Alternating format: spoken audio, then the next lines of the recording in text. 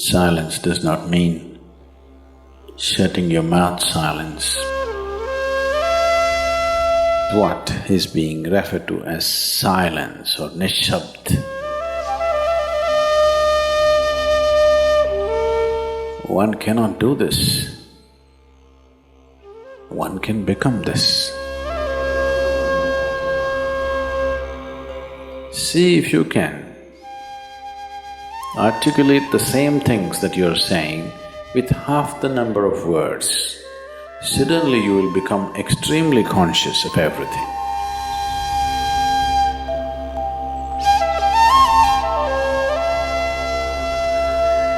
The wind makes its own sound, so does the water.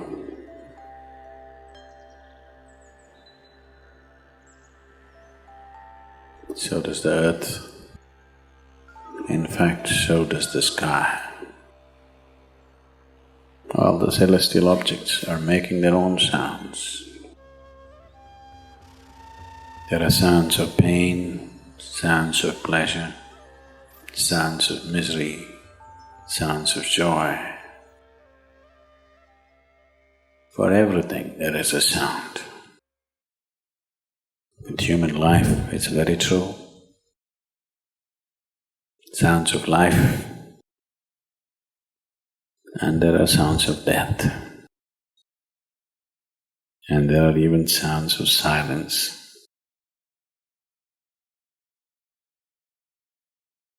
So this complex amalgamation of sounds, different kinds of sounds, creates different intent, different levels of compulsiveness,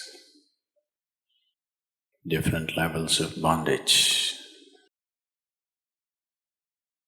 and different possibilities of entanglement.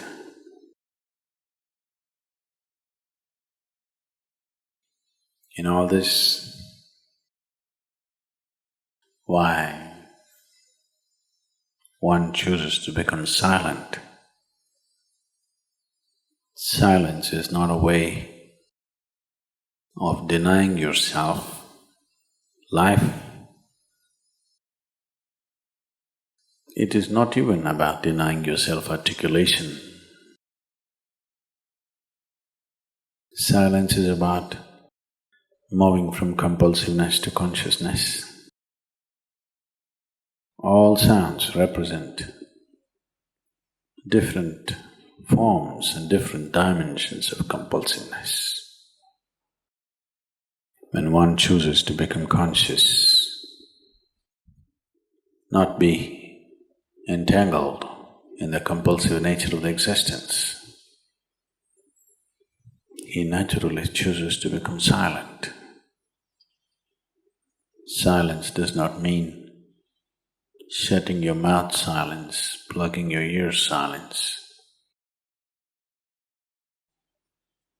You can sing in silence, you can dance in silence, you can even speak in silence, you can even scream in silence. You don't try.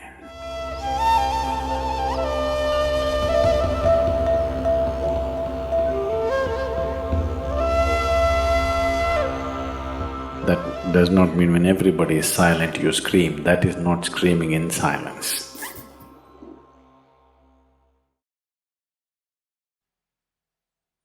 Because sound is of the surface, silence is of the core.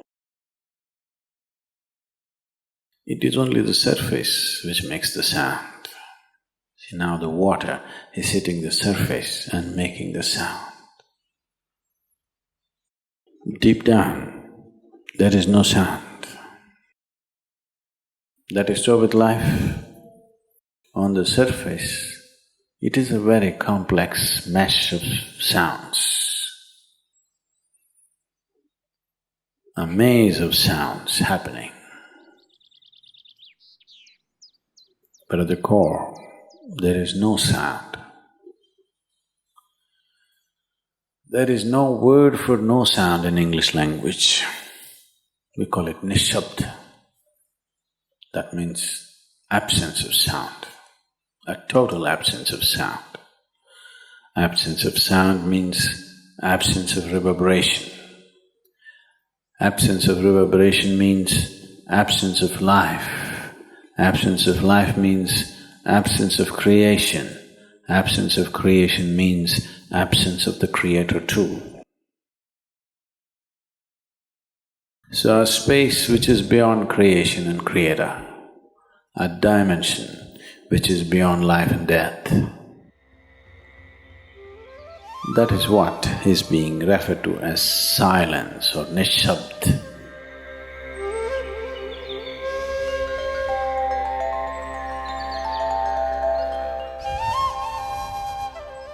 One cannot do this.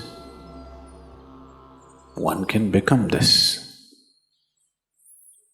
Commonly, there are two words employed to describe this. One is maun, that means you're practicing silence, you're not silent. You shut your mouth and you're remaining in maun. This is not nishabd. Maun means you're practicing silence. If you're practicing something, obviously you're not that.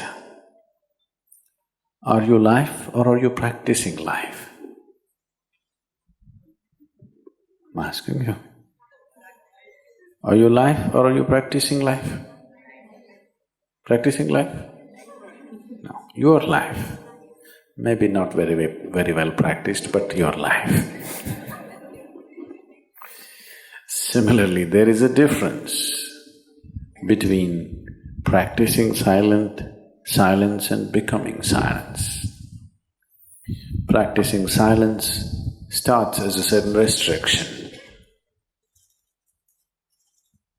but slowly, as one practices silence, one can possibly become silent.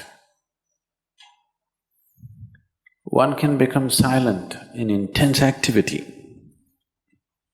but nobody can keep up intense activity forever. Moments of intense activity are only moments, nobody can sustain it. You'll expend yourself. Only if you can achieve it in inactivity, it is sustainable. If something is possible only in intense activity, it is never sustainable. In a very intense and ecstatic moment of singing, somebody may become or taste a moment of silence. But how long can you keep it up? Your throat will tear. And your neighbors may kill you. Possible. So this possibility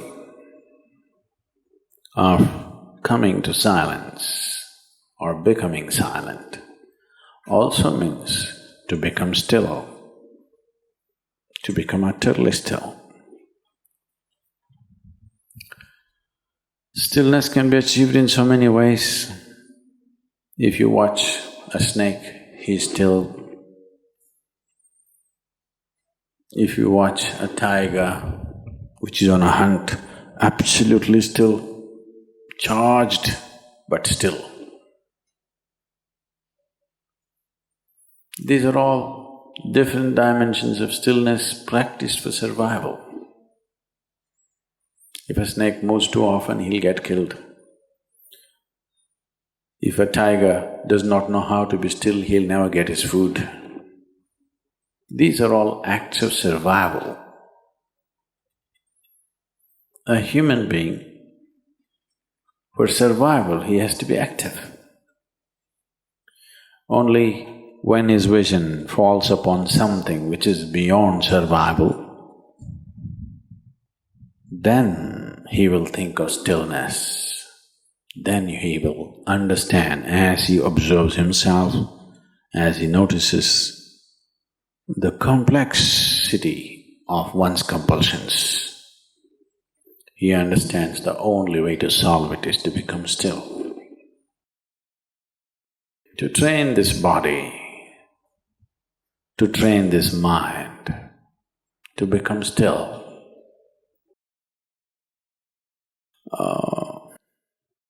Takes some effort. If one is simply blissed out, he will become still. But otherwise, one has to work bit by bit, one has to work to bring this body to absolute stillness. Most people cannot hold their body in one place for any length of time. They're all the time in moment.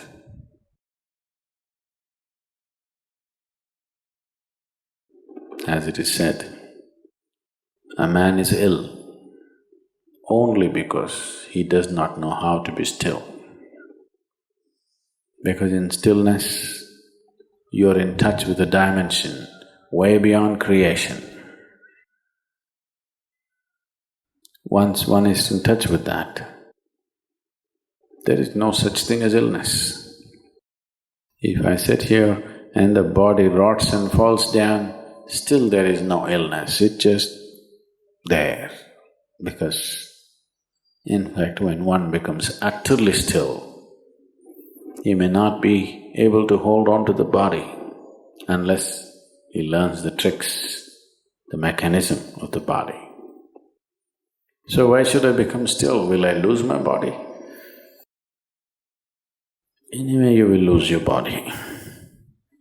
When the time to lose your body comes, if you want to lose it gracefully, then you must know at least a little bit of stillness.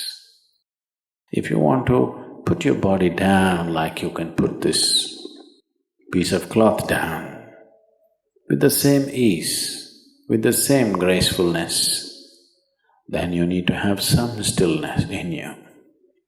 Otherwise, you and your body, you have to be torn apart, which is an ugly thing to do. When you're being torn away from your body, it is an ugly and painful thing to do, unless you can keep it down. There's no grace in life. So if one has to attain to that grace, at least a certain amount of stillness has to enter your life. For this to happen, a certain level of silence has to enter your life.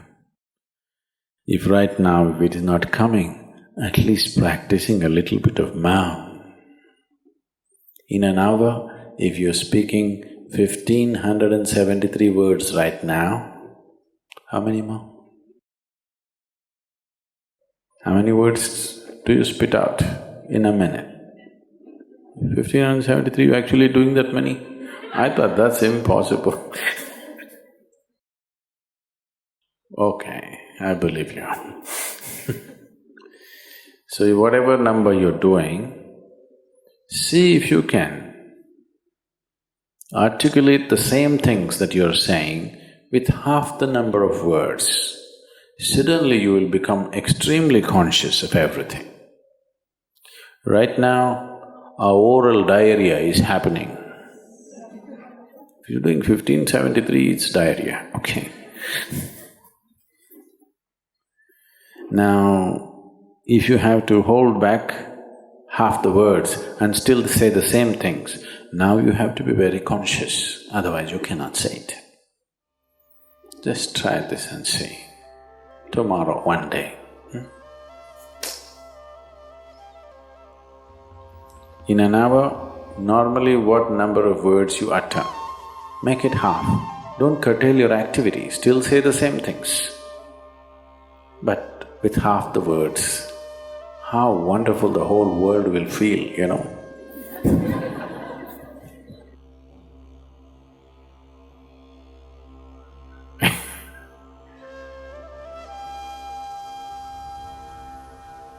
World will be a wonderful place, I'm telling you, tomorrow, if everybody does this. Many marriages will be saved.